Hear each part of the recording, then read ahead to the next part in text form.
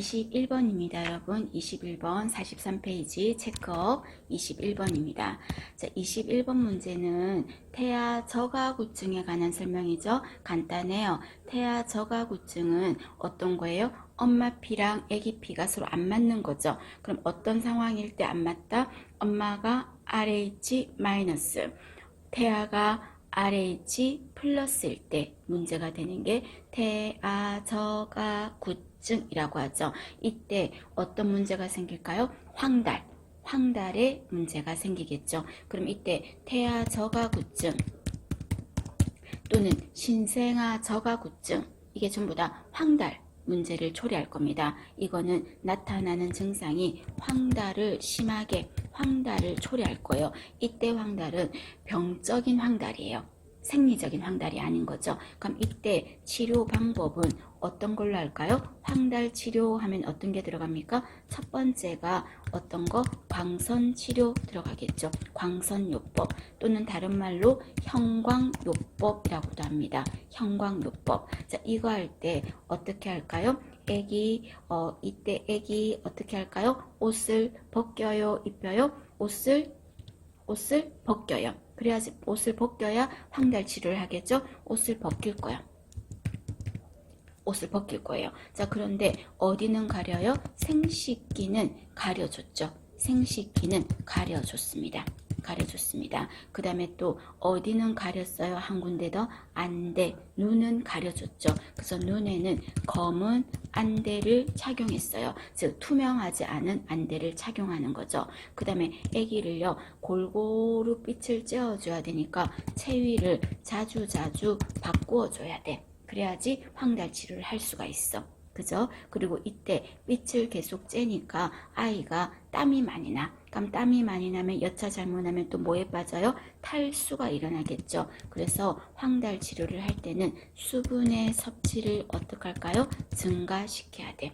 수분의 섭취를 증가시키겠습니다. 되셨습니까? 자, 그 다음에 이때 황달 치료를 하는 동안에 수유를 할 때 있죠. 수유를 할 때는 어떻게 할까요? 광선요법을 잠시 중단하겠습니다. 수유 시에는 잠깐 중단하고 수유를 할게요. 되셨어요? 자, 요거는 광선요법 할 때 간호 방법이에요. 자, 이거는요, 여러분. 자, 광선 치료를 할 때는 위관 영양을 합니다. 수유할 때 그냥 수유 말고 위관을 꽂아서 그 영양을 주겠다고요. 이거하고는 관련이 있다 없다? 이거랑은 관련이 없어요. 광선 치료를 하는 거는 위관을 꽂아야 되는 이유와는 상관이 없어요. 되셨습니까? 자, 그 다음에 이렇게 치료하면서 중간중간에 황달 수치가 어느 정도로 떨어졌는지를 체크해야 되겠죠. 그럼 황달 수치를 알아보는 게 어떤 수치를 보는 거다? 빌리루빈이라고 합니다. 이게 황달을 나타내는 대표적인 수치거든요. 그래서 매일 빌리루빈 수치를 검사하겠습니다. 발 뒤꿈치에서 체열을 해서 빌리루빈 수치를 알아볼게요.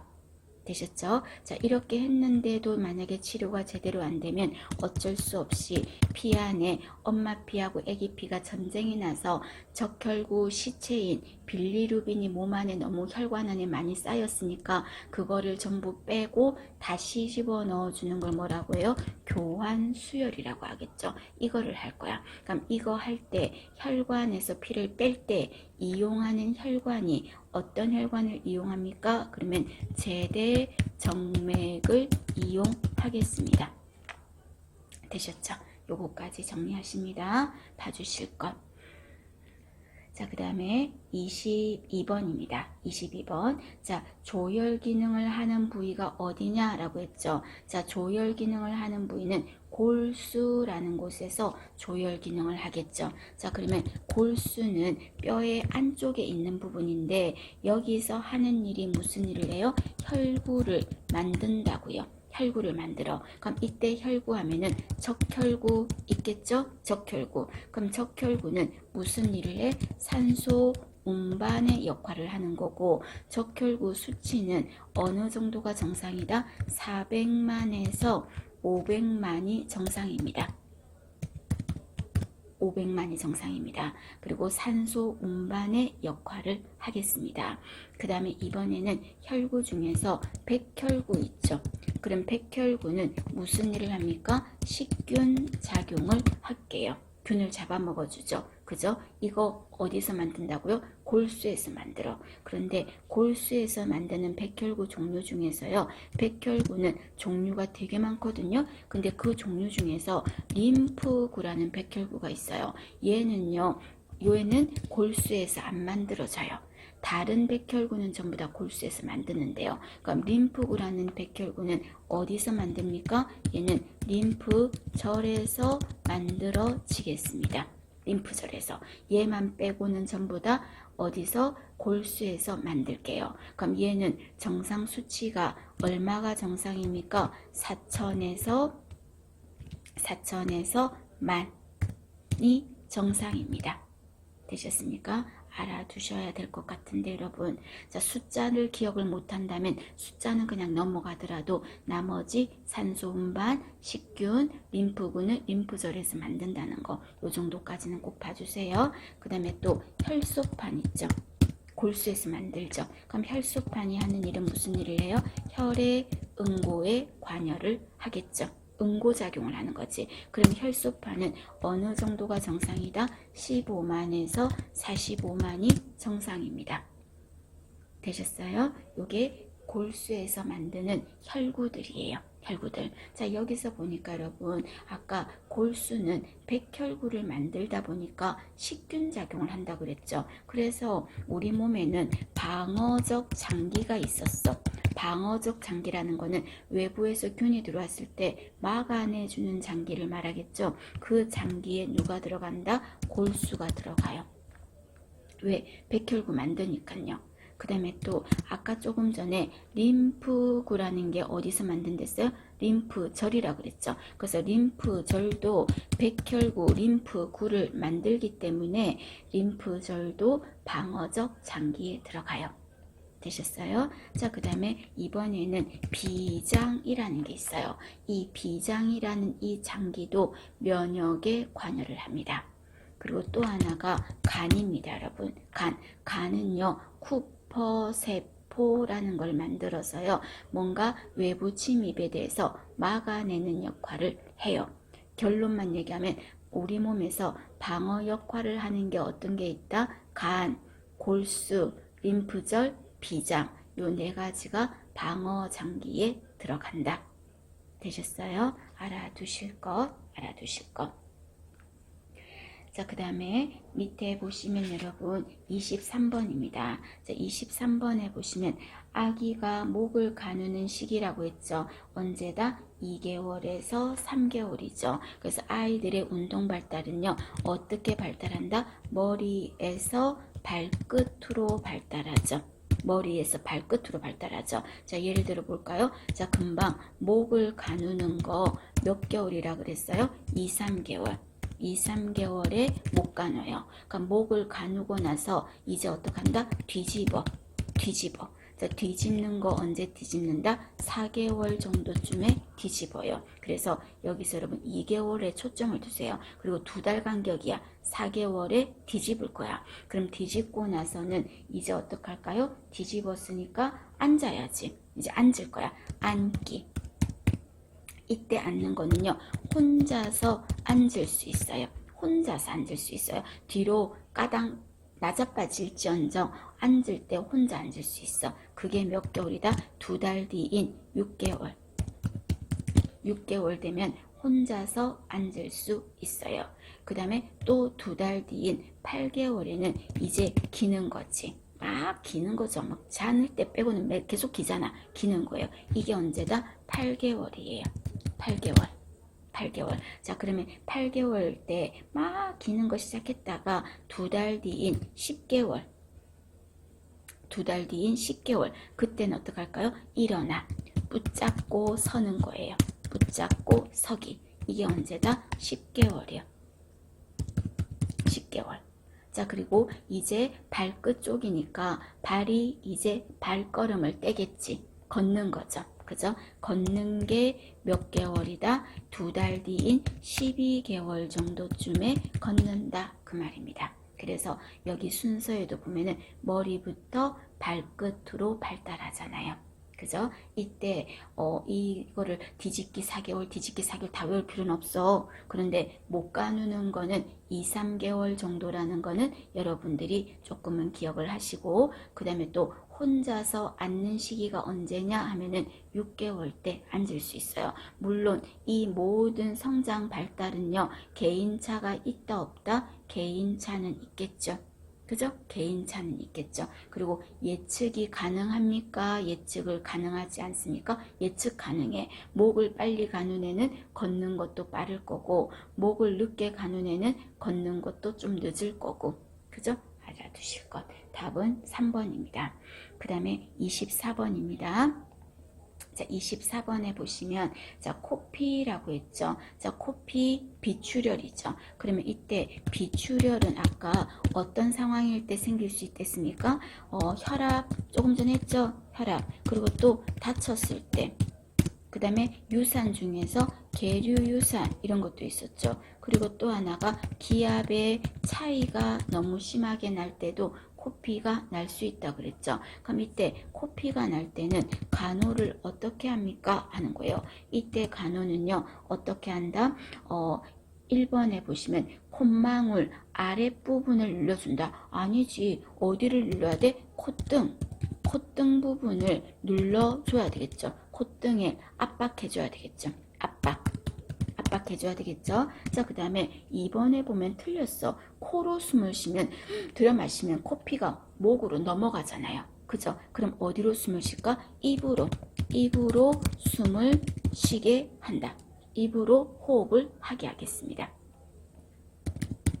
되셨습니까? 코로 숨을 쉰다 그러면 틀렸습니다. 그 다음에 피가 나니까 여러분 냉찜질, 온찜질, 냉찜질. 그럼 이때 냉찜질을 어디 한다? 3번에 보시면 콧등 그리고 목덜미 이런 데다가 냉찜질을 하겠습니다. 냉적용을 할게요. 정답은 3번이네요. 그 다음에 코피가 날 때는요, 고개를 어떻게 할까요? 고개를 숙이게 해야 되겠죠. 숙이게. 그래야 코피가 목으로 안 넘어가지. 그래서 4번에 보면 고개를 뒤로 젖힌다. 틀린 거죠. 그리고 피가 입 안으로 넘어오면 그 넘어온 피는 어떡할까요? 뱉는다, 삼킨다, 뱉는다. 피는 삼키도록 한다면 틀렸어. 피는 뱉는다. 맞죠? 뱉는다. 삼키는 경우는 뭐밖에 없었어? 이를 뺐을 때, 발치했을 때만 삼키고, 객혈할 때도 뱉고, 코피 나도 뱉고, 다 뱉어야 돼요.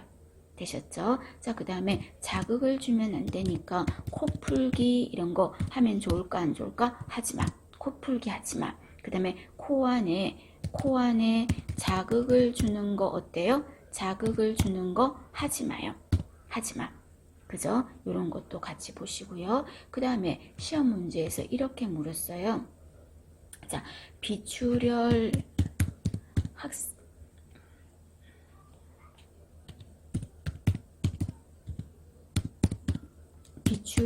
학생이 보건실에 방문했어요. 이때 보건교사가 가장 먼저 할 일은 이라고 나와요. 자, 비출혈 학생이 보건실을 방문했었다. 이때 할 일은 이라고 말하면, 자, 뭐를 한다? 코를 눌러주고 냉찜질을 해주고 이게 문제가 아니라 제일 먼저 할 일은요, 코피에, 아마 문제집에서 언급이 될 겁니다. 지금 알아두세요. 코피의 양상을 확인한다 하는 게 답일 거예요. 그럼 코피의 양상을 확인한다는 말은 무슨 말이에요? 이 코피가 흘리는 상황을 보는 거죠. 펑펑 뿜어져서 나오는 건지 아니면 그냥 줄 흐르는 건지, 또는 그 코피가 나오면서 코에서 맑은 물도 같이 나오는지. 만약에 맑은 물도 같이 나온다면 그거는 뇌척수액일 수도 있잖아요. 그죠? 이런 식으로 코피의 양상을 확인하는 거죠. 그래서 단순하게 그냥 코피라면은 조금 전에 했던 위에 이런 간호를 해주면 되는 거고, 그게 아니라 뭔가 동맥피가 막 뿜어져서 나온다든지 뇌척수액이 섞여서 나온다면 내가 지금 응급처치 이것만 하고 있으면 안 되잖아요. 빨리 병원으로 이송을 해야 되잖아요. 그래서 가장 먼저 할 일은 이라고 말하면 코피의 양상을 확인한다. 이 보기가 있다면 이 보기를 답하셔야 돼. 되실까요? 정리하실 것. 자, 그 다음에 25번에 보시면 자, 우리 여러분 이렇게 했었죠. 이렇게 했을 때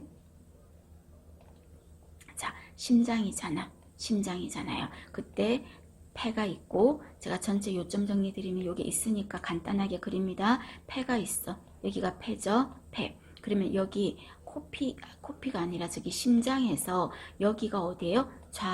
좌심실이었어요. 이 좌심실은 피들이 어떻게 이쪽으로 좌심방 좌심실로 해서 에이스인 곳에 피가 모였거든. 이 피가 하나 둘 셋 하고 쥐어짜면 대동맥을 타고 전신에, 우리 몸 전신에 피가 갈 거잖아요. 그죠? 그래서 심장의 4개의 구조 중에서요, 어디가 좌심실이라는 이곳이 피가 많은 피를 여기서 지탱해 줘야 되니까 여기 벽이 어떠냐면요, 일을 많이 해서 좌심실 벽이 두꺼워요.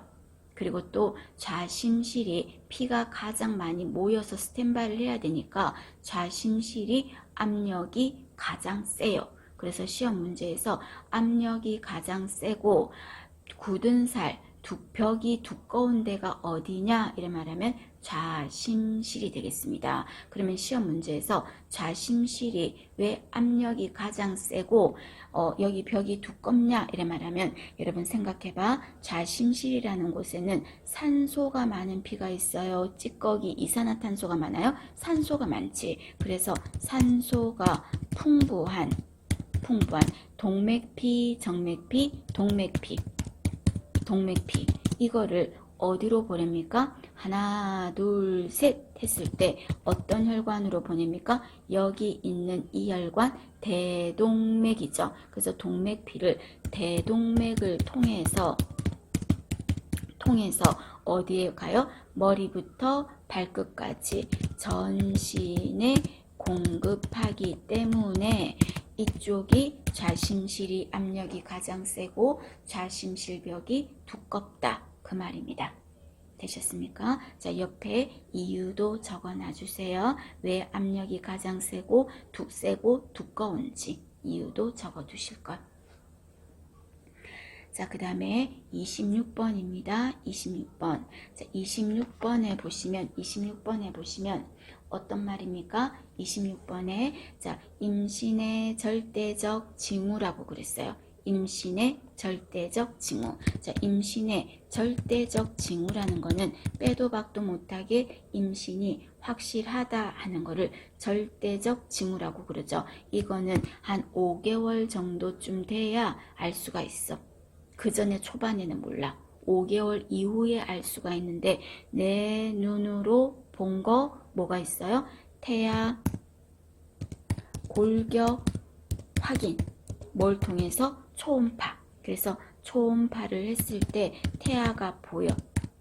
그죠? 그러면 이거는 확실한 거죠. 또 이번에는 내 귀로 들은 거 뭐가 있어요? 태아, 심장 소리. 확실한 거죠. 또는 내가 느낀 거 뭐요? 태동. 3가지죠. 그래서 내 눈으로 본 거 태아 골격, 내 귀로 들은 거 태아 심음, 내가 느낀 거 태동 하는 거죠. 그래서 이거는 절대적 징후에 들어갑니다. 2번 옆에 적어 두셔야 되겠죠. 2번 옆에 2가지 더 적어 두셔야 되겠죠. 나머지는 여러분 확실한 거 아니야. 그래서 확실한 거는 요 3개밖에 없어요. 그래서 3가지 외워두세요. 되셨습니까? 자, 그 다음에 5번에 보시면 여러분 임신 반응 검사에서 양성이다 그랬죠. 자, 임신 반응 검사에서 양성이다 할 때 이때 이 호르몬이 뭡니까? 육모, 성선, 자극 호르몬이라는 거죠. 이 호르몬의 이름을 무엇이라고 합니까? HCG라고 하겠죠. HCG. 그죠? 이 호르몬은 어디서 만들어지지? 태반에서 분비되는 호르몬이고, 또 임신 반응 검사에서 나타나는 호르몬이고, 이 호르몬이 많이 나오면 어떻게 입덧도 심하다 그랬죠. 그래서 입덧하고도 관련이 있다 하고 있죠. 그리고 이 호르몬이 지나치게 많이 나오면 임신 중에서 위험한 임신에 뭐가 들어갔다? 포상기태라는 거 있었죠. 이것도 영향을 줄 수 있죠. 포상기태를 초래할 수도 있죠. 이게 많이 나왔을 때. 무슨 말인지 아시겠습니까? 같이 봐주실 것. 자, 그 다음에 27번입니다. 27번. 자, 27번 문제는, 자, 우리가 임신했을 때요, 후반기 출혈의 원인이 있어요.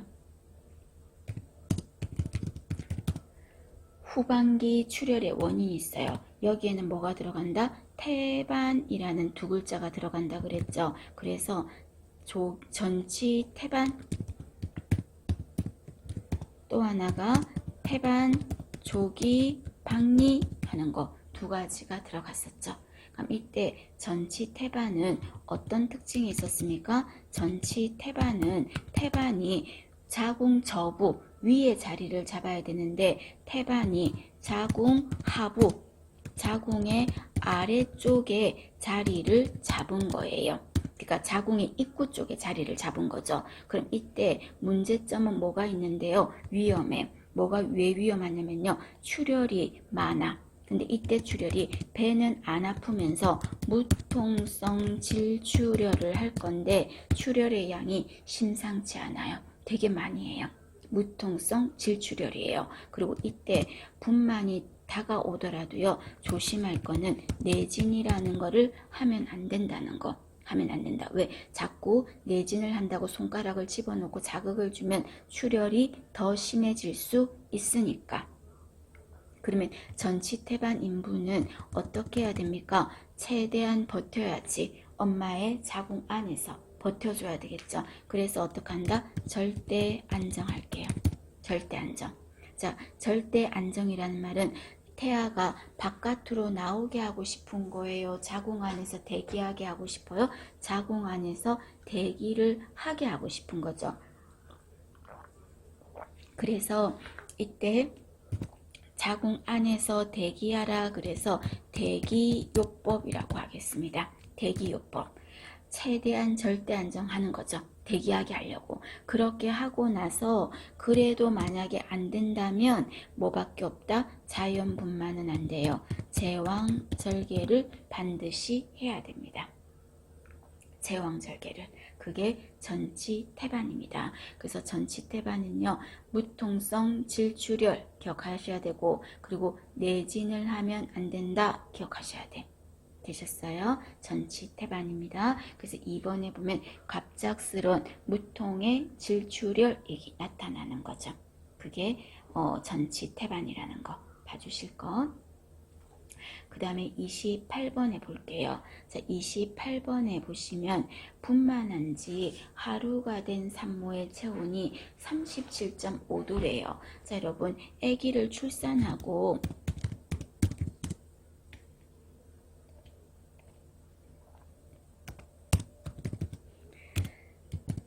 출산 후 24시간, 자, 요 정도 됐을 때는요, 열이 좀 날 수 있어. 왜 그러냐면요, 인부가 막 진통을 하면서 땀을 무지무지 많이 흘렸겠죠. 그럼 땀을 무지무지 많이 흘리니까 뭐가 일어났을 수 있을까? 탈수가 일어났겠죠. 그럼 탈수가 일어나면 체온이 올라간다, 내려간다? 올라간다 그랬어. 그래서 이때 열이 나는 거를 뭐라고 한다? 탈수열이다 라고 합니다. 탈수열. 있을 수 있어요. 있을 수 있어요. 그래서 1번에 보면 분만으로 인한 탈수 증상이다 그 말인 거예요. 그럼 이때 탈수로 인한 열이면은 어떻게 하면 돼요? 치료할 거 없어. 뭐가 부족해서 생긴 거야? 물이 부족한 거죠. 그럼 어떤 게 치료가 되는 거죠? 물 주면 되지. 그래서 수분을 공급하면 이때 열은 떨어질 거예요. 근데 분만한 지 2, 3일이 됐는데도 그때 열이 계속 나. 그거는 탈수열 아니야. 그때는 뭔가 감염의 문제가 생긴 거예요. 감염의 문제가 생긴 거예요. 그래서 이번에 보면 산욕기 감염이 의심된다. 이거는 여러분 어떤 상황이다? 감염이 생겼다는 거는 24시간이 지나서 이후에 뭔가 열이 나고 이렇다면은 산욕기 감염인데 24시간 안에 열 난 거는 있을 수 있다. 그래서 탈수라고 표현하겠습니다. 되시겠습니까? 봐주실 것. 자, 그 다음에 29번입니다. 넘기세요.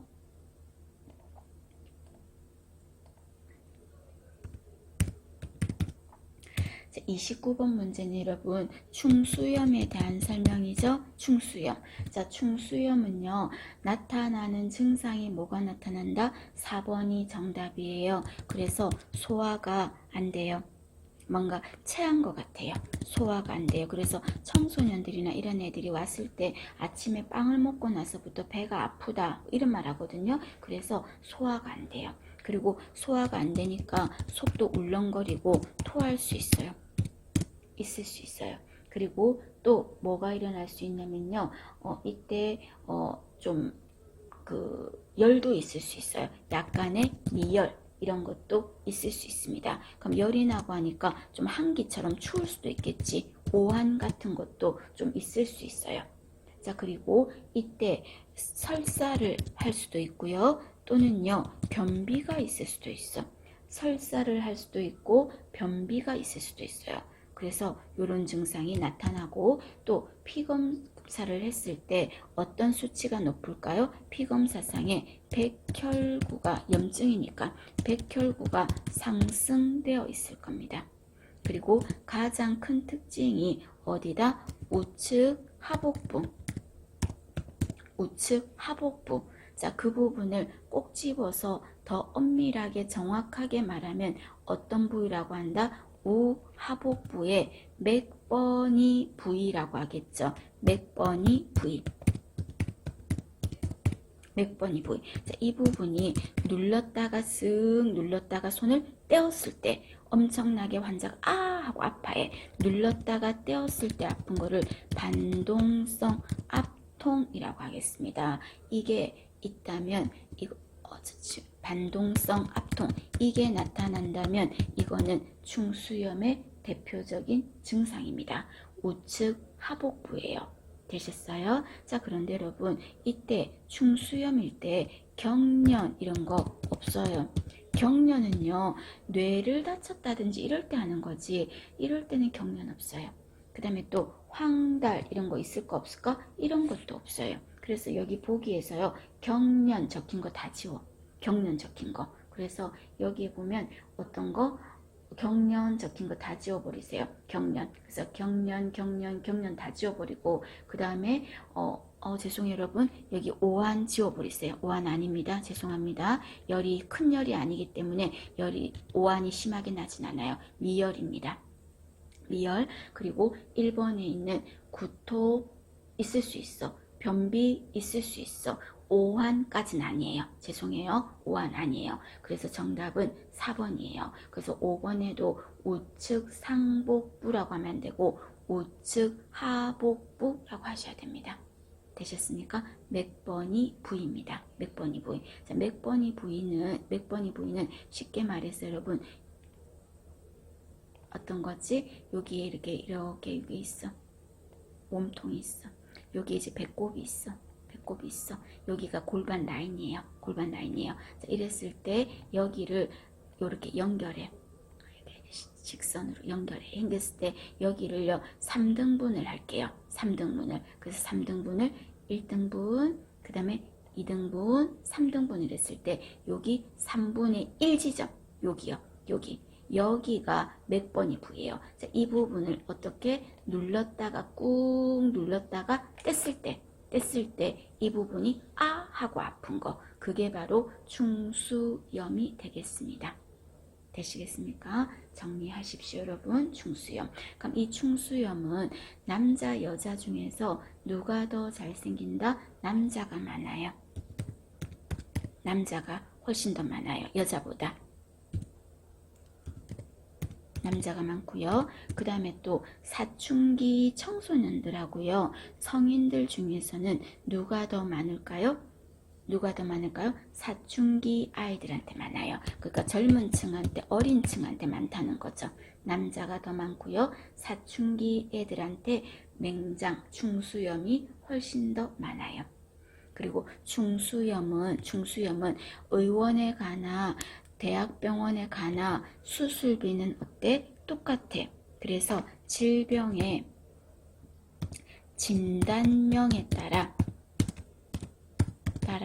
진료비가 딱 정해져 있죠. 진료비가 진단명에 따라 진료비를 딱 정해놨어. 어떤 게 그래요? 충수염 그래요. 그 다음에 또 탈장 수술 똑같아요. 그 다음에 또 치질 수술 똑같아요. 그 다음에 또 안과에서 하는 수술 중에서 백내장 똑같아요. 백내장. 이거는 의원에 가나 큰 데 가나 똑같아요. 그 다음에 이비인후과 하면은 편도 수술 있죠. 이것도 똑같아요. 그 다음에 또 산부인과에서 있는 제왕절개예요. 제왕절개. 이것도 똑같아요. 그리고 또 산부인과에서 자궁수술이요. 이것도 똑같아요. 이때 자궁수술은 암 말고 자궁근종 같은 거. 자, 요거는 똑같아요. 지금 몇 개 했어요? 7개 질병을 했거든요. 이 7개 질병에 대해서는 진단명에 따라 금액이 딱 정해놨어요. 자, 이런 거를 무슨 제도라고 합니까? 포괄수가제라고 하죠. 자, 이 진료비 지불 제도를 뭐라고 한다? 포괄수가제.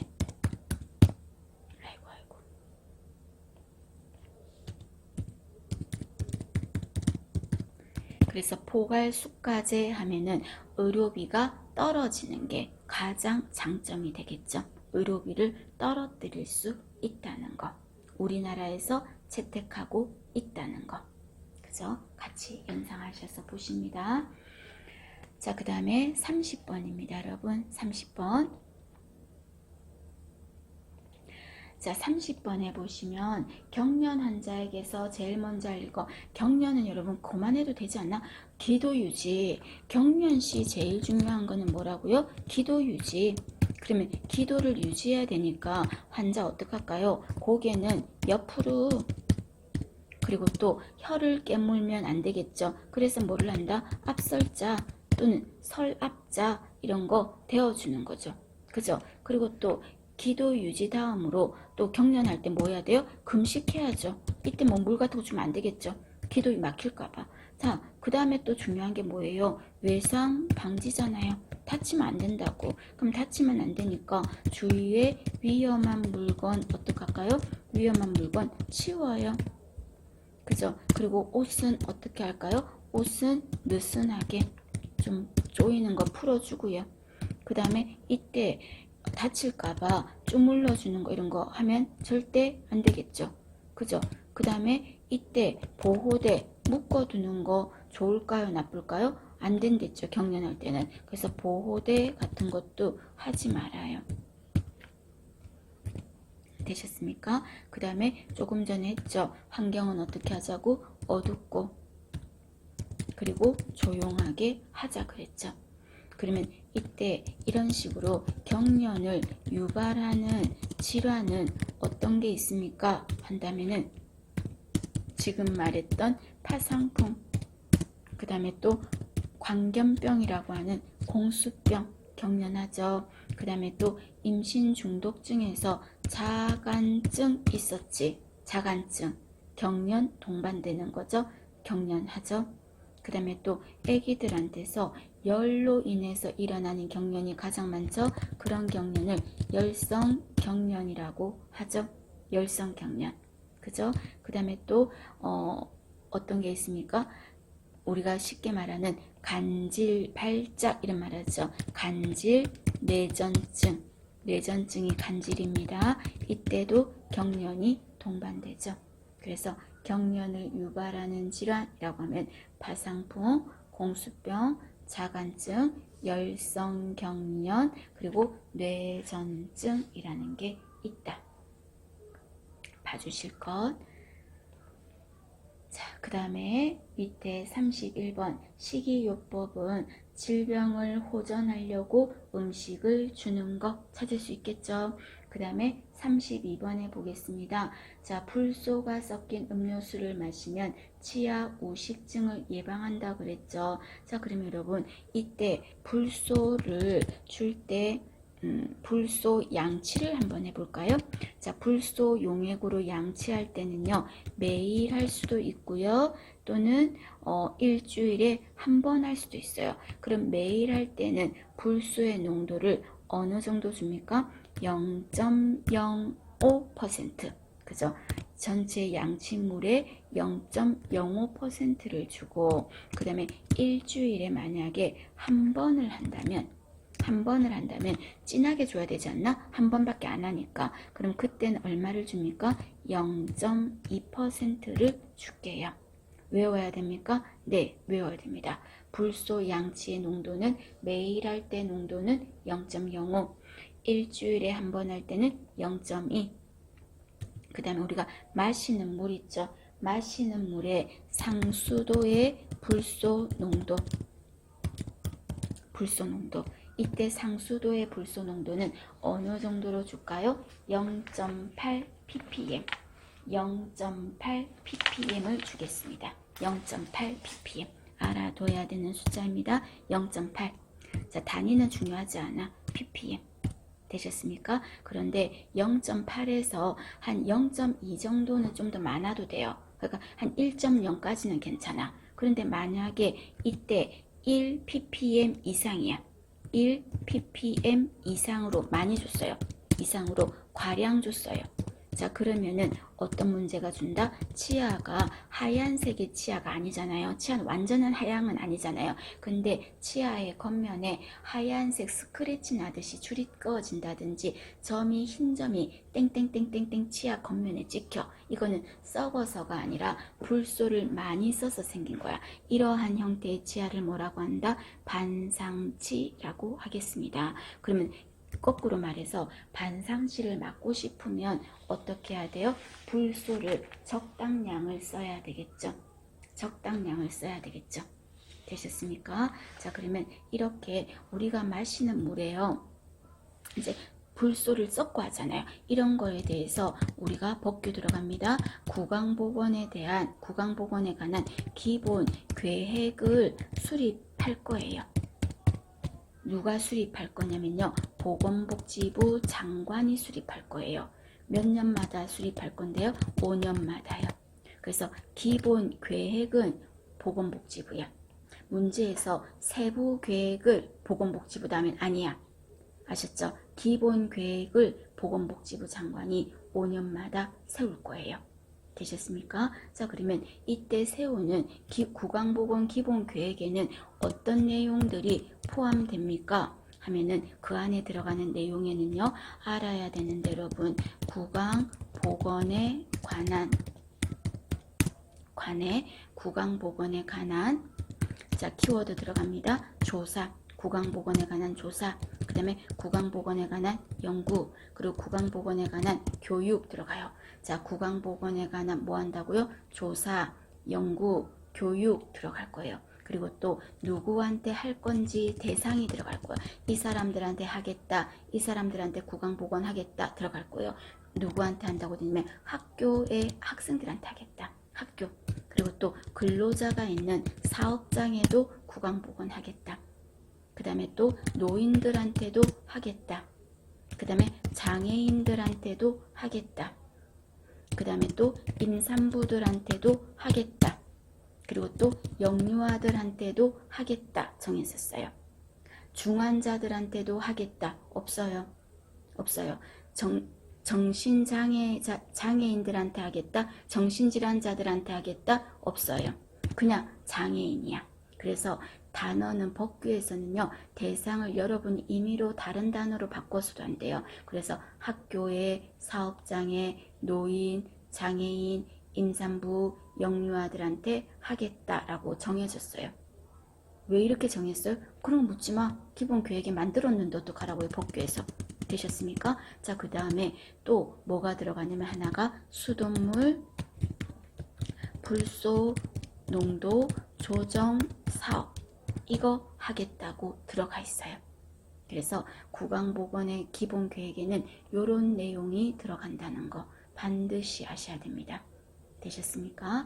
자, 그 다음에 이때 수돗물 불소 농도 조정 사업 한다 그랬죠. 그럼 이때 수돗물 불소 농도 조정 사업, 요거는 기본 틀에는 들어가는데 구체적으로 수돗물 불소 농도 조정 사업은 누가 실시하느냐 이 말이에요. 사업을 실시하는 자, 실시하는 자. 자, 실시하는 자는 누구냐면 기본 계획에 들어가 있는 수돗물 불소 농도 조정 사업을 실시하는 자는 누가 들어간다? 시도지사. 시도지사. 그 다음에 또 그 밑에 시장, 군수, 구청장. 그 다음에 물사장, 한국수자원공사사장, 물사장. 되셨습니까? 한국수자원공사사장. 그냥 물사장 이렇게 기억해도 돼. 되셨어요? 그래서 이 세 사람이 수돗물 불소 농도 조정 사업을 하는 자예요. 되셨어요? 알아야 됩니까? 네, 아셔야 돼요. 그리고 얼마의 불소 농도를 한다고요? 0.8 ppm 하는 거. 되셨죠? 봐주십니다. 자, 그 다음에 여러분 구강 건강 실태조사. 자, 구강 건강에 대해서 우리나라 국민들은 어떻게 관리를 하고 있나 실태조사. 자, 이거요 몇 년마다 하냐면요 3년마다 한다. 3년마다. 그러면 실태조사는 구강건강 실태조사는 누가 합니까? 하는 게, 자, 여러분 헷갈리지 마세요. 질병관리청장이 하겠습니다. 질병관리청장이. 특이하죠? 근데 질병관리청장이 혼자 하진 않아요. 질병관리청장이 누구와 협의할 거야? 누구와? 보건복지부 장관과 협의를 해서 실태조사를 하겠습니다. 몇 년마다? 3년마다. 그런데 구강보건 기본계획은 누가 한다? 보건복지부 장관이 5년마다. 되셨어요? 알아두셔야 됩니다. 반드시. 자, 그래서 32번은 불소가 많이 들어갔다 하면은 뭐예요? 반상치가 되겠습니다. 자, 그 다음에 33번입니다.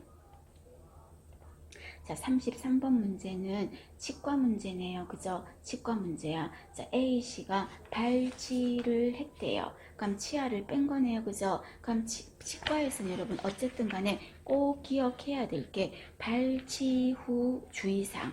발치하고 나서 어떻게 해야 되는가 하는 거 반드시 여러분 기억해야 돼. 그래서 자, 발치 후 주의사항 할 때 하고, 다음에는 여러분 이제 문제 풀 때 안 해도 될 만큼 하나를 하더라도 확실하게 자꾸 준비하세요. 그럼 점점 맞는 정답을 맞추는 점수가 올라갈 겁니다. 처음에는 당장은 올라가지 않을 거예요. 초조해 마시고 차분히 정리를 하십시오.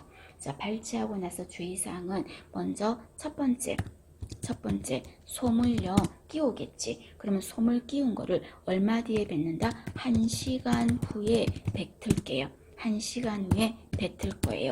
그리고 입안에 피 같은 게 있겠지. 그래서 피나 침이 있겠지. 고인 침과 피는 중요하죠. 어떻게 하라고 그랬어요? 삼킨다, 뱉는다, 삼킨다 라고 했어요. 삼킨다. 그 다음에 두 번째는 발치한 당일은 목욕하는 거 어떨까요? 안 좋아. 뜨뜻한 물에 목욕하고 하는 자체가 출혈이 더 생길 수 있으니까요. 그 다음에 세 번째는 발치한 날, 그러면요 발치 당일날 당일날 더운 물 마사지는 어떨까요? 더운 물 마사지도 안 좋겠죠. 아유 자꾸 더운 물 마사지도 안 좋겠죠. X입니다. 되셨습니까? 자, 그 다음에 세 번째는 발치하고 나서요. 술 같은 거 안 좋아요. 금주. 그리고 담배도 피우려고 빨면 하고 빨면 자극을 받아서 출혈이 더 생겨요. 그래서 금주 금연입니다. 그러면 이때 출혈이 안 생기려면 더운 물이 아니라 뭐를 데워줘야 돼요? 얼음 찜질을 해줘야 되겠죠. 얼음 찜질을. 그죠? 그리고 발치한 당일은요. 발치 당일은 칫솔질 이런 거 좋을까 안 좋을까? 칫솔질 자극받아서 안 좋겠죠. 하지 마. 그러면 칫솔질 안 하고 어떻게 할까요? 각을 하라고요. 그래서 구강용액으로 각을 하겠습니다. 그죠? 그리고 발치한 날은요. 심한 운동 같은 거 하지 마요. 그리고 이때 음압을 유발하는 행동.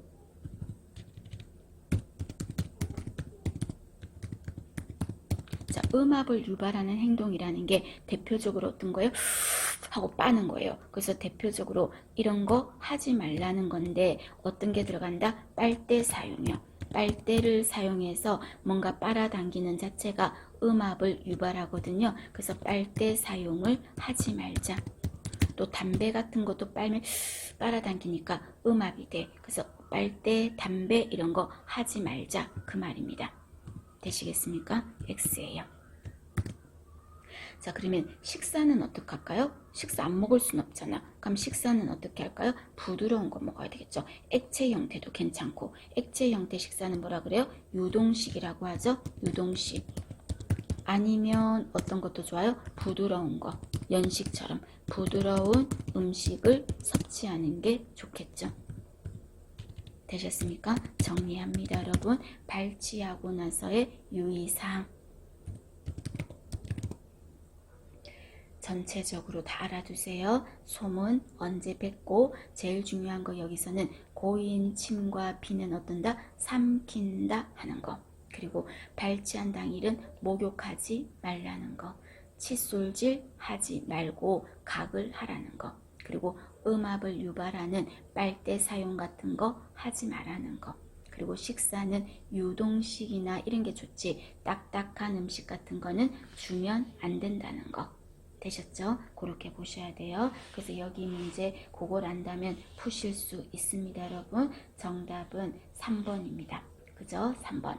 자, 34번은 한방에 관한 문제네요. 자, 이때 부항이라는 건 여러분 어떤 거야? 부항이라는 거는 간접적으로 화력을 이용한다 하면은 부항이에요. 그래서 우리가 치료 중에서 간접적인 화력을 이용한다. 이렇게 말하면 부항이에요. 또 그리고 부항 치료는 할 때는요. 굉장히 환자가 피곤할 수 있어. 치료하고 나서. 그래서 부항 치료는 매일매일 하는 게 아니라 한 2, 3일 간격의 휴식기를 둬야 돼요. 2, 3일 정도의 휴식기를 둬요. 그러니까 일주일에 한 2번 정도 하는 거죠. 휴식기를 가지세요. 피곤하기 때문에. 그리고 부항 치료를 하는 동안은 자연식을 병용해야 되겠죠.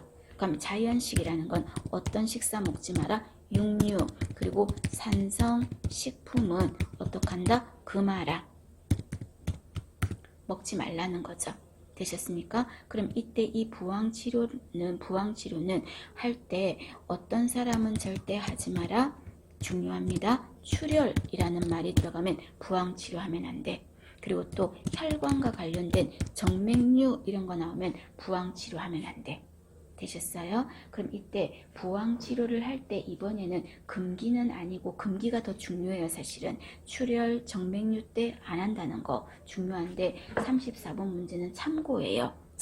참고라는 말은 달달달달 할 필요 없다는 거예요. 그럼 이때 부항요법의 적응증인데 어떤 경우 하냐는데 저도 잘 모를 수 있을 것 같아요. 자, 그런데 그냥 눈치로 여러분 네 번째 줄에 보니까 소화기 질환이라고 있잖아. 그럼 소화기 질환 하면은 어떤 거예요? 이 중에서 소화기 질환 관련된 거 왠지 모르게 장무력증 와닿잖아. 1, 2, 3, 4는 소화기하고 상관없잖아요. 그죠? 그래서 여기서 5번에 장무력증 하는 게 소화기 질환에 들어가겠습니다. 되셨습니까? 요거는 참고인데 부항이라는 거는 이렇게 간접적인 화력을 이용하고 할 때 피곤할 수 있으니까 2, 3일 휴식기를 가지고 자연식을 병행해서 육류와 산성식품은 금하고 출혈이나 정맥류가 있을 때는 절대로 하지 마라 하는 게 부항 치료라는 거. 되셨어요? 자, 그 다음에 35번입니다. 자, 마지막으로 자, 요것만 하고 마무리합시다. 자, 35번에는 오장이라는 말 나오죠. 자, 오장 하는 건 뭐가 들어가는 거예요? 간, 그 다음에 심, 그 다음에 비, 폐, 신. 그죠? 간, 심, 비, 폐, 그 다음에 신 들어갔죠. 이게 오장이지. 그럼 우리가 이번에는 육부 해볼까요? 육부. 자, 육부에는 관련되는 게 표리관계. 무슨 말이었어요? 하늘, 땅, 안, 박, 여자, 남자, 양 이렇게 매칭되는 거. 그런 거를 표리관계라고 하죠. 뗄 수 없는 관계예요. 그럼 이런 관계인데 간은 아까 뭐라 그랬어요? 담즙 만든다 그랬지. 그러면 담즙을 저장하는 곳 하면 연관되잖아요. 어디였지? 담낭이었죠. 그래서 육부에는 뭐가 들어간다? 담낭이 들어가요. 그래서 육부에 들어가는 거 담이 들어가요. 그 다음에 또 신장은 여러분 어떤 장기와 관련이 있다 그랬어? 소장, 대장 중에서 소장, 육부에 들어가요. 그리고 비장은 5장에 비장이 들어가거든요. 자, 비장하고 육부인 거는 어떤 게 있다? 육부에 들어가는 거는 비위상에 위장이 들어가죠. 그죠? 그 다음에 폐는 어떤 장기와 관련이 있었어? 대장, 과민성 대장염이라고 했죠. 대장하고 관련이 있었어. 그 다음에 신장은 소변을 만들지. 그럼 만들어진 소변을 저장하는 곳이 어디였어요? 방광이었어. 그래서 신장은 방광하고 관련이 있는 표리관계예요. 자, 매칭이 이렇게 이루어져야 돼. 짝꿍은. 이 짝꿍끼리 만나야 돼. 됐죠? 그런데 육부는 6가지라고 한 건데 지금 나온 거는 5가지잖아요. 그죠? 그래서 5가지니까 여기에 육부에 하나를 더 한다면 표리관계는 아니고요. 하나를 더 집어넣는다면 뭐가 들어간다? 몸뚱아리를 위, 상, 중, 하로 나누었어. 그래서 가슴 위쪽을 상초, 그리고 윗배 쪽을 상복부 쪽을 중초, 아랫배 쪽을 하초라고 해서 3초라고 나누었습니다. 그래서 육부가 되는 거야. 그래서 시험 문제에서 다음 중 5장에 속하는 것은 이라고 말하면 간신, 비폐, 신 기억해야 되고 다음 중 육부에 들어가는 것은 하면은 육부에 뭐를 집어넣어야 됩니까? 육부에 요거 들어가야 되겠죠. 요거 들어가야 되겠죠. 여기 담부터 쭉 들어가야 되겠지. 그죠? 그 다음 이번에는 또 5장과 육부의 표리관계가 어떻게 되냐 이렇게 말한다면 어떻게 매칭해야 돼? 간은 담낭하고 신장은 소장하고 비는 위장, 폐는 대장, 신장은 방광 이렇게 엮여야 되겠죠. 이런 관계를 표리관계라고 하겠습니다. 답은 35번에 2번이 되겠습니다. 되셨습니까? 자, 여러분 힘내서 정리하세요. 그리고 바로 자면 안 돼요. 정리하시고 주무시기 바랍니다.